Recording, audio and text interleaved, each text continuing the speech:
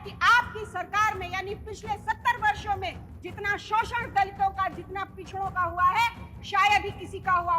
अभी हमारी माननीय सदस्य बार बार पीडीए की बात कर रही है, तो सदस्य आप भी और यहाँ सम्मानित सदस्यगण में आपको सभी को बताना चाहूंगी, शिक्षा विभाग में वर्तमान में 14% का बजट जो है वो शेष रह गया, इस्तेमाल नहीं कर पाए। स्वास्थ्य में 40% का बजट ऐसे ही रह गया, उसे इस्तेमाल नहीं कर पाए। कि लाजमी है तुम्हारा मेरे किरदार पर उंगलियां उठाना, लाजमी है तुम्हारा मेरे किरदार पर उंगलियां उठाना। तुम वो जो चाह कर भी मेरे मयार तक नहीं आ सके, आप योगी जी पर उंगलियां उठा सकते हैं, लेकिन 20 वर्ष अपने शासन को देखिए।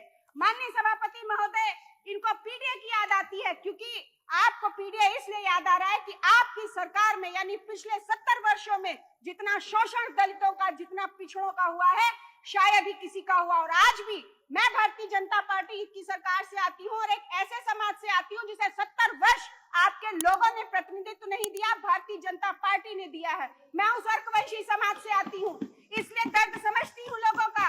अभी हमारी माननीय सदस्य बार बार पीडीए की बात कर रही थी, तो सदस्य आप भी और यहाँ सम्मानित सदस्यगण में आपको सभी को बताना चाहूंगी कि जहां पूरे देश में 3% का बजट विभिन्न प्रदेशों में, चाहे वो आपका दलित समाज हो, वनवासी समाज हो और अल्पसंख्यक समाज हो, उसको दिया जाता है, वहीं उत्तर प्रदेश में मात्र 1% का बजट दिया जाता है।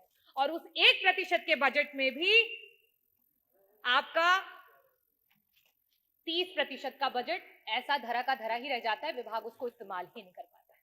हम इतने बड़े बड़े बजट की बात कर रहे हैं, मैं आंकड़े रखना चाहूंगी।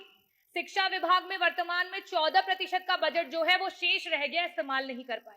स्वास्थ्य में 40% का बजट ऐसे ही रह गया, उसे इस्तेमाल नहीं कर पाए। आवास में 46% का बजट रह गया, जिसे इस्तेमाल नहीं कर पाए। एससी एसटी माइनॉरिटी में 30% का बजट है, जिसे इस्तेमाल नहीं कर पाए। अगर हम सिंचाई एवं बाढ़ नियंत्रण की बात करें, 35% का बजट है, जिसे इस्तेमाल नहीं कर पाए। अगर हम ट्रांसपोर्ट और पीडब्ल्यूडी की बात करें, 6% का बजट है, जो पुराना बजट है, जिसे आप इस्तेमाल नहीं कर पाए। समाज कल्याण के मंत्री जी यहाँ बैठे हैं, 23% का बजट आज ऐसे ही पड़ा हुआ है, उसे इस्तेमाल नहीं कर पाए। कृषि विभाग वैसे ही 4% किसानों को दिया जा रहा है बजट में से, उसमें से भी 10% बजट ऐसे ही धरा का धरा रह गया, उसे इस्तेमाल नहीं कर पाए। तो मैं बजटों पे बहुत बातें नहीं करूंगी, क्योंकि जो पुराना है उसे ही नहीं इस्तेमाल कर पाए, तो बड़े बड़े बजटों का क्या हवाई लूटी जाए।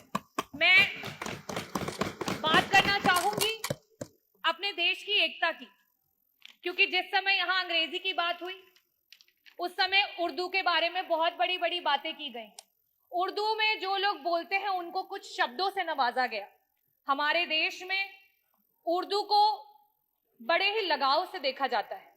हिंदी अगर हमारी मातृभाषा है, तो आज का ये जो देश है वो अंग्रेजी से भी नहीं घबराता है, अंग्रेजी को सीखने की पूरी इच्छा रखता है। पंडित ब्रिज नारायण जी, पंडित रतननाथ सरहार जी, मुंशी प्रेमचंद जी, पंडित आनंद मोहन जी, यहाँ तक कि उपराष्ट्रपति रहे हुए कृष्णकांत जी, इन सभी लोगों का उर्दू से बहुत लगाव था। तो क्या इनके लिए भी उन्हीं शब्दों से नवाजा जाएगा? मैं आखिरी में सिर्फ यही कहना चाहती हूँ, ये विकसित देश है, ये प्रगतिशील देश है और ये युवाओं का देश है, और युवाओं की यही आवाज है कि रावण नहीं हम पलने देंगे साधुओं के वेश में, रावण नहीं हम पलने देंगे साधुओं के वेश में, अफजल नहीं पनपने देंगे अब्दुल कलाम के देश में, हिंदू हो या मुसलमान अब शीश नहीं कटने देंगे, कसम तिरंगे झंडे की अब ये देश नहीं बटने देंगे। जय भीम, जय भारत, बहुत बहुत धन्यवाद।